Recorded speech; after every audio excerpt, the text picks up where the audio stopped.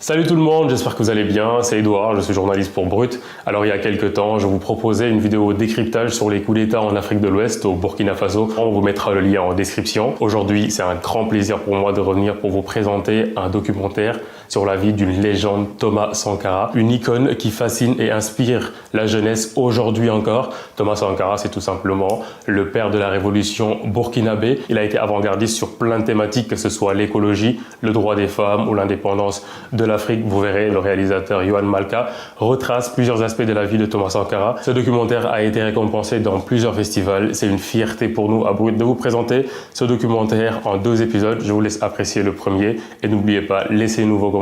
Bon visionnage. Tu connais Thomas Sankara, toi? Ouais. Toi, tu connais Thomas Sankara? Tu connais Thomas Sankara? Pourquoi t'es son descendant? Toi, vous connaissez Thomas Sankara? Bien sûr, évidemment. De nom, en tout cas, mais je sais pas vraiment qui c'est. Moi, je vais pas faire le mytho. C'est l'ancien dictateur. Dictateur? Non, c'était pas un dictateur, c'était un président du Burkina Faso. T'es sûr? Burkina Faso, oui. T'es sûr de toi? Bon, voilà, vous êtes là avec la publicité Levi's. Bon, c'est bien. Je vois le blue jean avec ses bien cousus là, Levi's. Mais ça, c'est américain, ouais, même c'est marqué en bas, San Francisco. C'est écrit San Francisco. Qu'est-ce que vous voulez qu'on fasse? Lui, il m'a l'air de bien le connaître. Non, je connais pas bien, je vais pas te mentir. Hein. Mais en tout cas, je sais que c'est un grand homme. Parce que vu qu'on connaît tout son prénom, c'est qu'il a marqué l'histoire. Je connais Kalash criminel, il cite souvent. L'autre là-bas, Harvard. Mais ça veut dire quoi? C'est la révolution petite bourgeoise. Les petits bourgeois sont comme ça, ils hésitent tout le temps. Ils sont forts en théorie, nuls en pratique. Moi, j'aurais bien aimé qu'on parle de lui à l'école, mais tu vois, j'ai pas pensé à l'école. Déjà, on a parlé de l'esclavage. Ça s'arrête à là. Tu vois, l'histoire des Noirs, c'est tout ce qu'on connaît. Personnellement, de l'école, que j'ai appris à l'école. Mais personnellement, j'ai entendu parler de l'esclavage, après, point barre.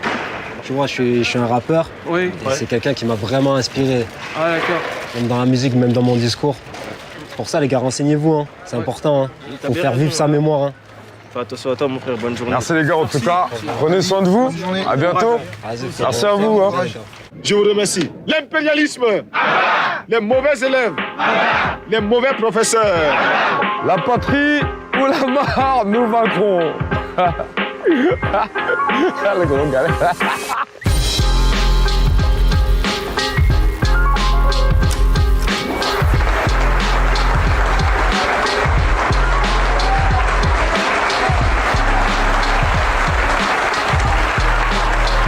Camarades, en avant pour la libération de l'Afrique, la patrie ou la mort, nous vaincrons. Moi, ce que j'aime bien dans Thomas Sankara, c'est son verbe. Il avait des punchlines, comme on dit nous. Ce qu'il nous reste à faire, c'est la révolution. Nous devons être fiers d'être noirs. Thomas Sankara, ça rime avec fierté et dignité, en fait. Le colonialisme, l'impérialisme. Ces genres de personnages-là, ils passent une fois tous les 100 ans. La femme est une femme révolutionnaire, authentiquement révolutionnaire. Défendre la femme coûte que coûte. On avait un modèle parfait de féminisme ici même au Burkina Faso. On a forcément des ennemis et ils sont nombreux. Ces ennemis, c'est d'abord le capitalisme international. Sankara, ce qui était bien, c'est qu'on s'ennuyait pas, quoi. Et c'est pas la politique de faux cul, d'appuyer là où ça faisait mal, quoi. C'est digne d'un roman, c'est digne d'un film, tu vois, c'est Hollywood presque. La patrie ou la mort, nous vaincrons.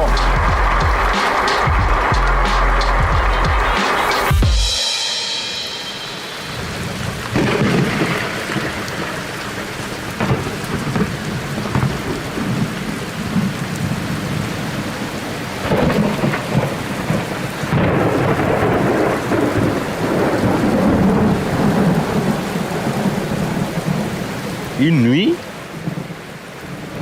on tape à mon portail, je me lève, je vais ouvrir. C'est Thomas Sankara et Blaise Compaoré qui sont arrêtés. Ils sont venus à pied. Je les reçois donc sur ma terrasse, comme ça. Et puis il me dit, on va prendre le pouvoir, on va transformer les choses dans ce pays. J'ai dit, ah.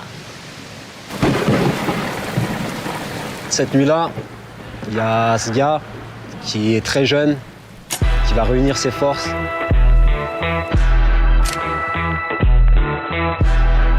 Et qui va prendre le pouvoir et qui va constituer une équipe de jeunes incorruptibles pour révolutionner son pays. Allez, parle-nous de notre enfoiré de Blaise. avec ses compagnons qui étaient Blaise Compaoré, ils ont préparé le coup d'État. Blaise Compaoré, qui était très résolu lui aussi, mais qui était plus un homme de l'ombre, qui était plus introverti, qui ne parlait pas beaucoup, mais dont on disait qu'il était tout aussi déterminé que Thomas Sankara.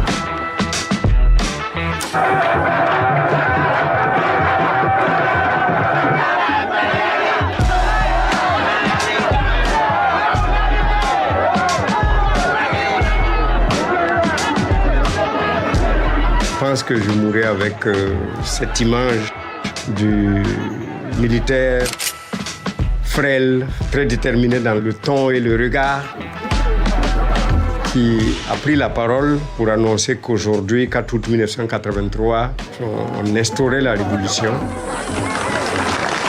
Camarades, il faut enterrer tous les ennemis du peuple.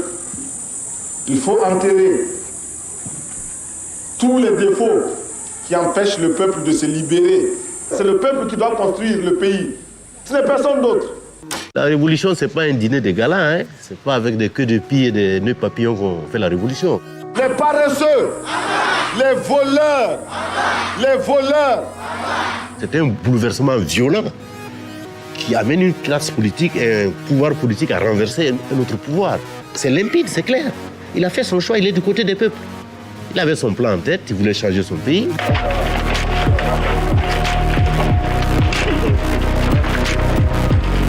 La révolution est permanente. La révolution est victoire.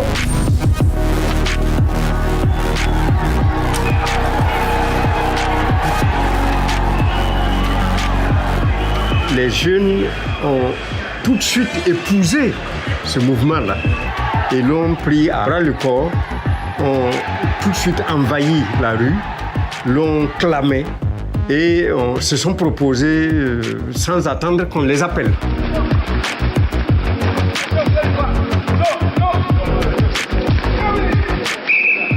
En Afrique, jamais un pouvoir ne s'appuie sur la jeunesse. Tous les dirigeants du pays ont une trentaine d'années, ce qui ne se reproduira plus jamais jusqu'à maintenant.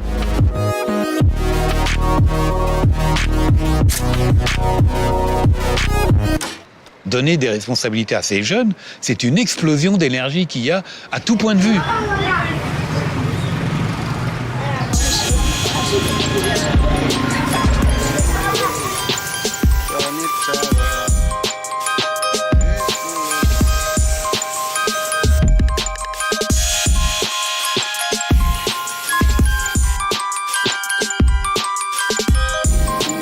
Le portrait de Sankara, et j'ai tellement fait ça des milliers de fois que je me souviens de chaque détail de son visage, les yeux, le nez, les oreilles, surtout le béret qui est l'élément important.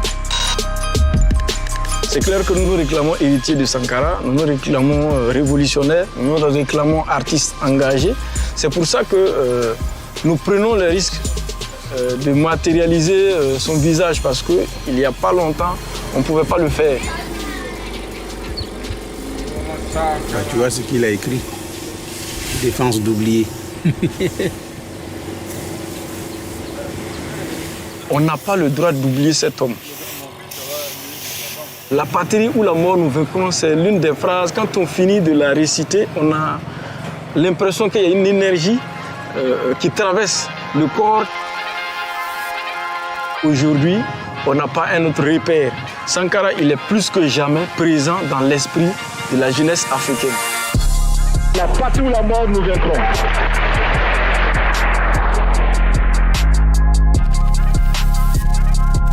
Je voudrais simplement dire que nous devons accepter de vivre africain. Hey, salut tout le monde, j'espère que vous allez.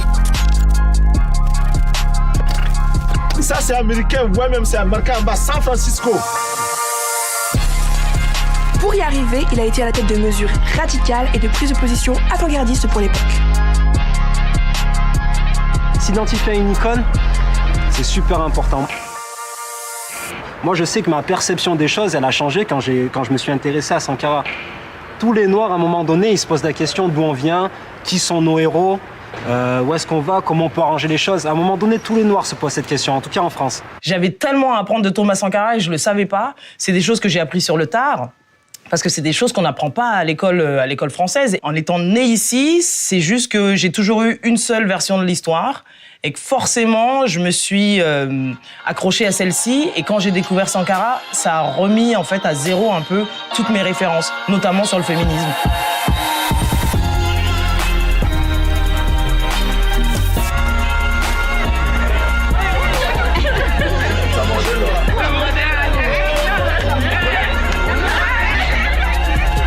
Je crois que le Burkina fait partie des rares pays qui commémorent cette journée du 8 mars, journée de la femme, qui est fériée et chômée.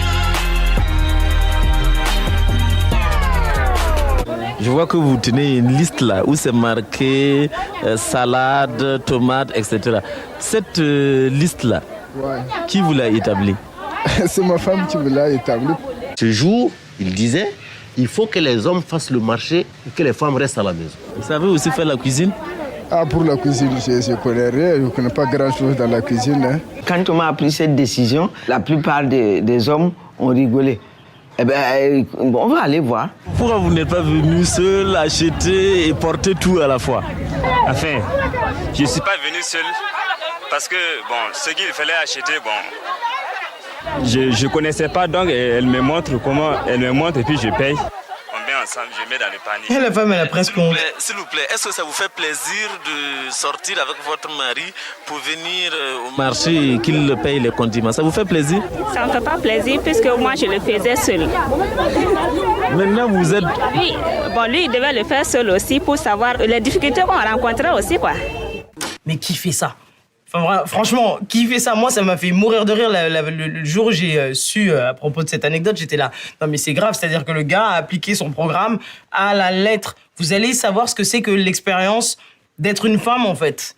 D'aller et de partager finalement ce qu'on appelle aujourd'hui la charge mentale. Et ben on va se partager ça. On voit le féminisme comme un courant qui est venu d'ailleurs, parce que maintenant quand on est féministe, vous entendez des féodaux nous dire non, ça c'est chez les blancs, ça m'étonne parce qu'on avait un modèle parfait de féminisme ici même au Burkina Faso. Tu te dis mais aujourd'hui on est encore en train d'écrire des tweets complètement dingues pour juste affirmer ça. Lui il dit ça, on est en 84. Peu d'argent au Burkina Faso, mais des idées. Après la semaine de la femme, la journée du marché obligatoire pour l'homme et la charte de la famille, la télévision locale lance les colombes de la Révolution.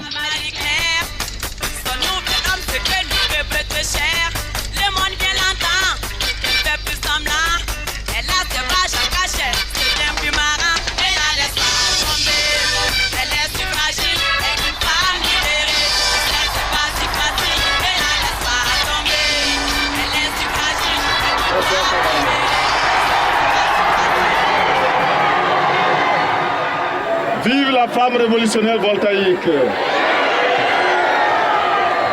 La surprise vient du fait que c'est en Afrique qu'un président donne des leçons de ce qui doit être l'évolution du monde, notamment dans ce domaine-là de l'égalité homme-femme. C'est inédit.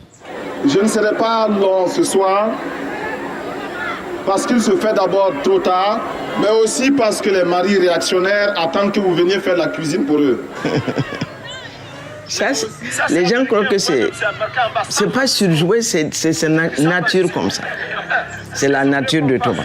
Camarades, il faut affirmer que la femme voltaïque est une femme révolutionnaire, authentiquement révolutionnaire. Le premier gouvernement, je crois que les 30% de femmes étaient déjà inacquis. Le ministre de la Santé, c'était une femme, le ministre du Budget, c'est une femme, le ministre de l'Essor familial et de la Solidarité nationale, c'est une femme, le ministre des Sports, c'est une femme. Et il y a au moins 5 femmes.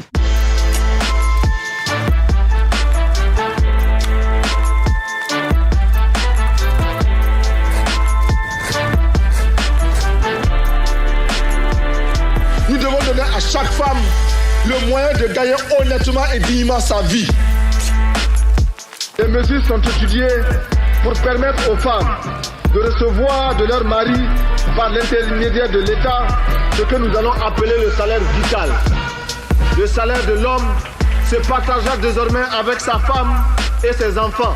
au détriment de la bière, au détriment des bars. L'impérialisme, les maris qui battent les femmes, les maris qui torturent les femmes, la patrie ou la mort. La femme africaine, c'est celle qui s'occupe du foyer. Moi, j'ai été élevé par ma mère. Je suis né à une époque où les pères africains n'étaient pas trop présents, ou alors ils avaient tendance un petit peu à bifurquer. Et c'est vrai qu'on s'appuie beaucoup, énormément en fait sur le rôle de la maman en fait. Et je pense que Thomas Sankara, il devait avoir cette fibre où il disait que la femme, elle a une importance capitale. Je pense que son enfance, elle a été marquée par sa maman.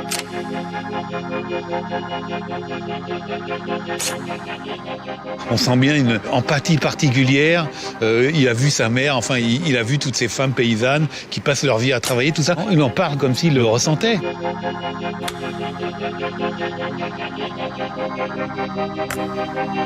La sensibilité qu'il avait vis-à-vis de la libération de la femme était à fleur de peau. Et dans tous ses discours, il l'exposait. Dans une même famille de deux élèves, une fille et un garçon, quand ils finissent, quand ils rentrent à la maison, la fille, elle a des travaux, elle doit faire la cuisine, elle doit aider sa mère à faire ceci et cela. Le garçon, lui, sort pour aller s'amuser et ne revient le soir que pour manger. Je pense que cette tradition qui avait pour ambition de faire de la femme un être qui doit rester à la maison et s'occuper des enfants, de la famille, a même été attaquée pour la première fois au Burkina Faso par Thomas Sankara. À l'école même, quand les filles sont en grossesse ou des choses comme ça, on les renvoie, n'est-ce pas? On les exclut. On le laisse lui, le garçon. Donc le garçon peut faire autant d'enfants qu'il veut. Dès la 6e, s'il veut, il commence à faire des enfants jusqu'en terminale. On ne les renverra jamais. Mais la fille, même si elle est à un jour de son bac, elle fait un enfant, allez, renvoyer. Bon, il faut à ce niveau-là aussi, par une éducation sexuelle, apprendre aux filles et aux garçons, chacun, à connaître les dangers, les risques et de tel ou tel acte. Tu as un retard, moins 5.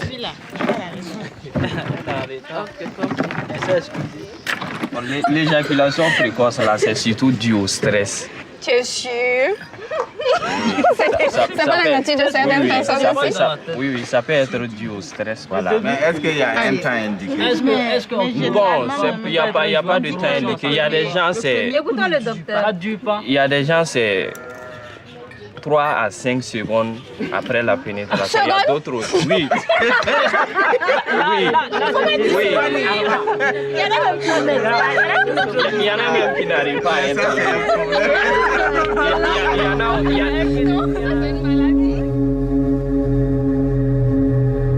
Thomas Sankara disait qu'on ne peut pas changer les choses sans une dose de folie. Pour moi, porter le voile et parler de sexualité, c'est ma dose de folie à moi aussi. Donc, vous pouvez considérer ça comme une révolution. Pour moi, ça reste une nécessité.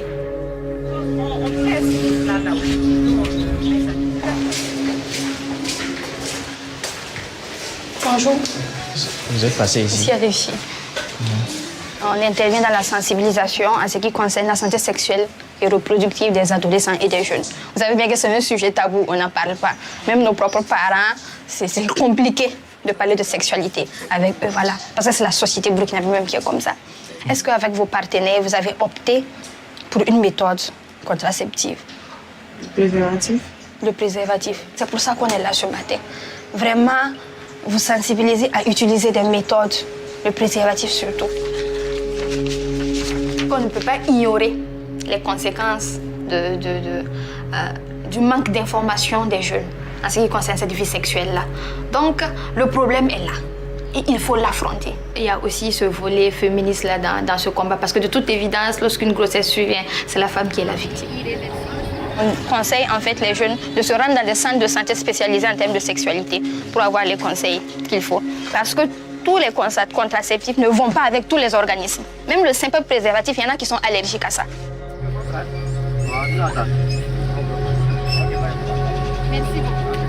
Prendre la parole, c'est prendre le pouvoir. Et toujours dans ce domaine, encore mon idole, c'est Thomas Sankara, qui arrivait vraiment à capter l'attention par la puissance du message qu'il véhiculait. Toute sa politique, finalement, c'est de dire on est capable. on est capable d'avoir une autonomie en termes d'agriculture, on est capable de lancer de nouveaux projets, on parlait du féminisme, on est capable. Et même l'écologie, c'est-à-dire que le type, il était tellement en avance sur son temps.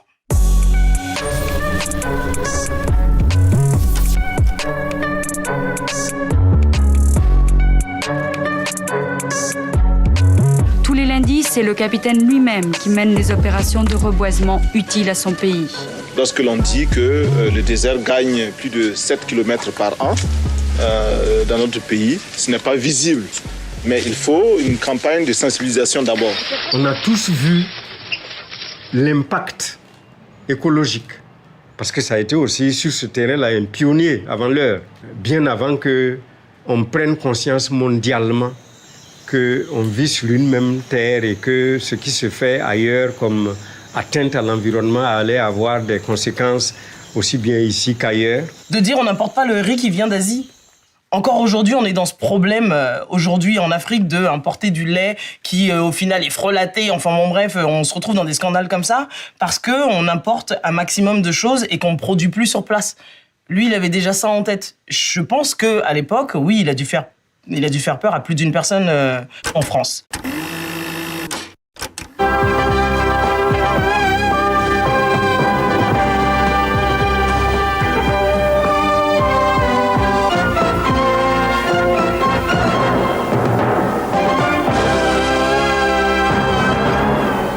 La participation du camarade président à la conférence internationale sur l'arbre et la forêt est une occasion pour relancer le dialogue avec la France. Dans l'amphithéâtre de la Sorbonne, beaucoup de regards sur le capitaine Sankara. Le capitaine Sankara a dénoncé courageusement l'égoïsme des plus nantis vis-à-vis des pays victimes des catastrophes naturelles. Le pillage colonial a décimé nos forêts sans la moindre pensée réparatrice pour nos lendemains. Nous voulons donc affirmer que la lutte contre la désertification est une lutte pour l'équilibre entre l'homme, la nature et la société. Aujourd'hui, on est sensible à l'écologie. Mais sauf que lui, ses problèmes, ils étaient là déjà. La sécheresse, elle était là. La déforestation, elle était là. Lui, il a répondu directement aux soucis qui se posaient devant lui parce que c'était vital. C'est vrai que c'est très actuel, hein. C'est vrai que c'était un visionnaire. On peut voir un message messianique dans son discours. Et moi, je pense que c'est la nécessité surtout. Il sera interdit de couper le bois. Désormais, tout véhicule transportant du bois sera arrêté. Et des amendes lourdes seront prononcées contre le propriétaire du véhicule. Et nous permettrons ainsi à la nature de se reproduire de façon harmonieuse. Ici, on a vu qu'en quelque temps, même des espèces de faune, etc., qui avaient disparu, étaient revenues dans certains villages. Moi, dans mon propre village, les gens ont vu qu'en 4 années où il n'y a pas eu cette coupe abusive du bois, etc., on a vu la régénérescence du sol. C'est l'avenir qui se dessine. Et Thomas était un pionnier. Bon, voilà, vous êtes là avec la publicité Levi's. Faites la publicité de Levi's. Bon, c'est bien. Je vois le jean avec ses bien cousus là, Levi's. C'est bien. Mais ça, c'est américain. Ouais, même c'est marqué en bas, San Francisco. C'est écrit San Francisco. Qu'est-ce que vous voulez qu'on fasse? Comment on va faire?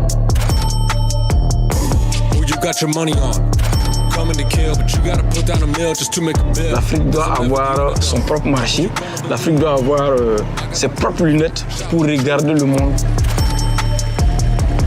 Donc, matérialiser le consommant local, consommant burkinabé comme l'a voulu Thomas Sankara. Ma délégation et moi-même, nous sommes habillés par nos tisserands, nos paysans. Il n'y a pas un seul fil qui vienne de l'Europe ou de l'Amérique. Les slogans qui étaient sur tous les murs de la ville de Ouagadougou disaient ceci: produisons et consommons burkinabé. Consommons ce que nous produisons, produisons ce que nous consommons. C'est dire qu'on ne va pas continuer à mendier. La mendicité, c'est fini. On se sauve soi-même. On n'est pas sauvé par quelqu'un. Malheureusement, par manque d'organisation, nous sommes encore obligés de tendre la main pour demander des aides alimentaires. Ces aides alimentaires installent dans nos esprits cette habitude, ces réflexes de mendiant, d'assister. Il est normal que celui qui vous donne à manger vous dicte également ses volontés. Il y en a qui demandent mais où se trouve l'impérialisme? L'impérialisme, regardez dans vos assiettes, quand vous mangez les grains de riz, de maïs, de mil importés. C'est ça l'impérialisme, n'allez pas plus loin. En 4 ans, on a pu pour la première fois depuis les indépendances atteindre l'autosuffisance alimentaire. On a construit le plus grand barrage de ce pays qui a permis de passer de 300 millions de mètres cubes à 600 millions de mètres cubes, sans un franc d'aide extérieure. C'est pas quelque chose, ça? Sankara, il répond aux besoins du peuple, il répond aux besoins essentiels. Lui, il dit qu'il faut donner à manger tous les jours aux gens, il faut leur donner à boire, etc. Il crée un modèle, je vais dire, de développement, et donc il est effectivement très populaire. Vu de France, on a toujours pris les présidents africains un peu comme des guignols, j'ai envie de dire ça, quoi. C'est cette image-là, en fait, qu'on a du président africain dans ces années-là. Quand on prend, par exemple, Bokassa en Centrafrique, il s'autoproclame empereur.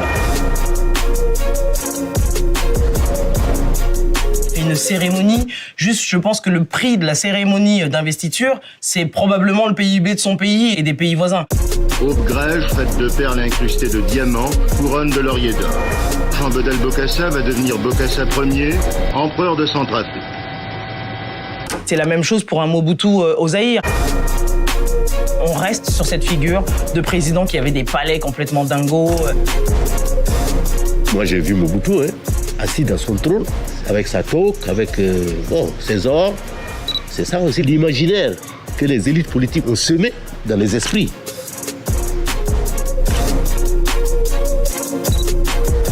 Moi, un président africain, dans ma tête, franchement, c'est tout ce que je déteste, en fait. En fait, c'est tout ce qui nous montre que, finalement, on va vraiment avoir du mal à franchir ce palier pour pouvoir vraiment devenir un État ou un continent qui va compter, en fait. Thomas Sankara, il avait cette vision. Et en opposition, on a tous les dominions, tous les chefs d'État africains qui, en fait, pensent d'abord à s'enrichir personnellement plutôt que de redonner au peuple. Sankara, il a 10 000 de tout ça. Il habite toujours dans son petit quartier. S'il faut, il rentre à vélo même chez lui. Et, parce qu'en fait, il est proche du peuple. Il est le peuple, en fait.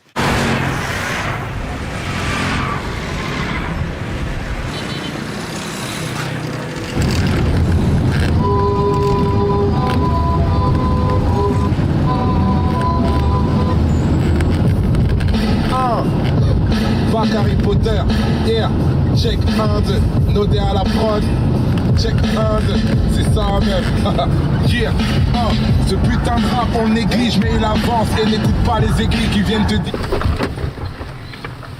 Pourquoi le Burkina Faso? Pourquoi avoir voulu changer le nom de la Haute-Volta? C'est un nom qui ne nous renvoie qu'à un passé colonialiste. Par contre, Burkina Faso est un nom puisé dans le terroir même, qui a une signification dans notre langue. Qui veut dire patrie des hommes honnêtes.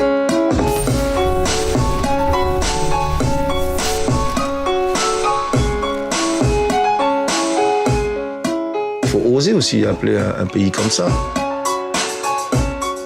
Il faut dire que franchement, c'est 1000 fois mieux que Haute-Volta. On nous appelait des voltaïques comme les piles photovoltaïques. C'est pas très héritage du colonialisme français. La patrie des hommes intègres. Tout de suite, tout le monde le comprend. Tout le monde l'a accepté.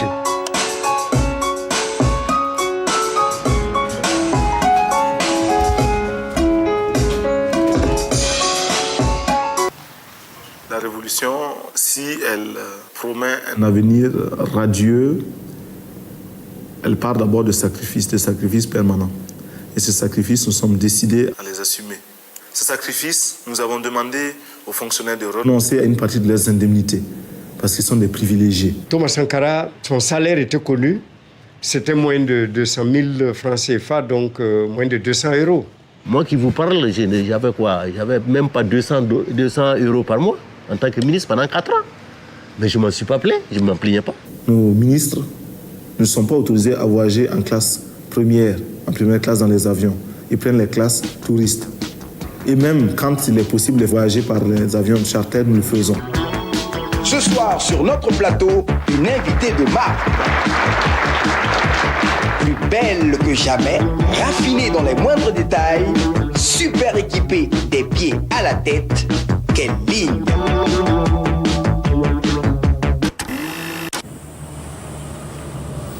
Mercredi, jour de réunion du Conseil des ministres. Ceux-ci s'y rendent dans leur nouveau véhicule de fonction.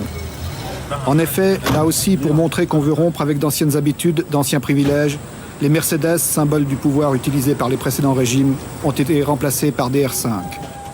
Vous avez eu les R5? Mais bien sûr. Vous étiez bien dedans? Mais absolument.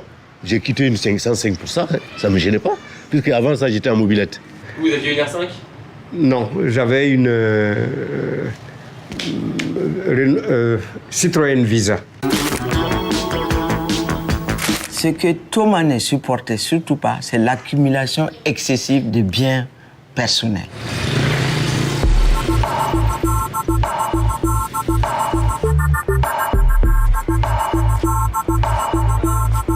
La maison paternelle est toujours là, vous pouvez la voir encore dans le quartier d'Apoya.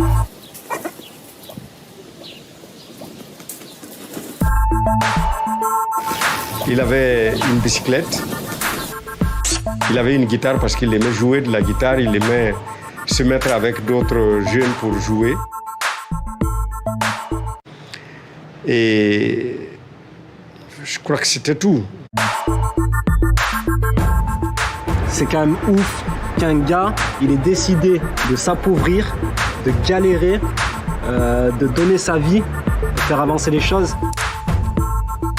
C'est un homme qui était vraiment sensible à la misère de son peuple.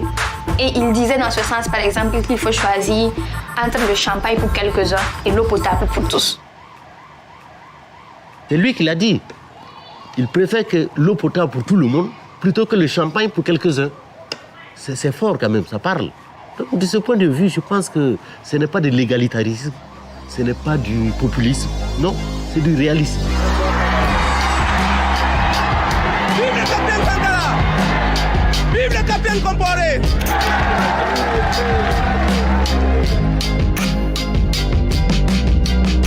Ils sont montés au pouvoir très jeunes, ça bouillonnait de partout. Il fallait expérimenter toutes les idées. Et je crois que ça allait un peu trop vite. Il a fait plein de petites erreurs en fait.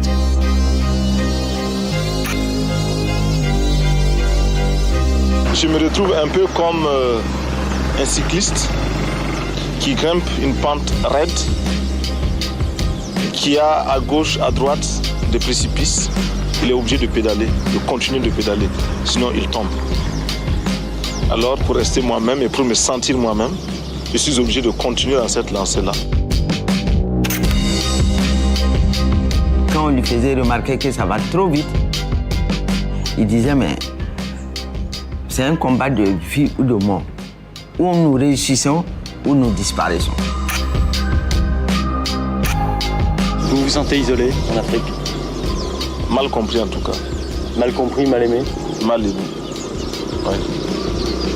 Sankara, il dérangeait trop, tu vois. Il était trop extrême dans sa façon de vouloir lutter contre la corruption, trop extrême dans sa façon de vouloir stopper certains avantages qu'avaient certaines personnes. Et ça, je pense que c'est ça qui l'a tué. Parce qu'en fait, les vrais ennemis de Sankara, ils étaient à l'intérieur.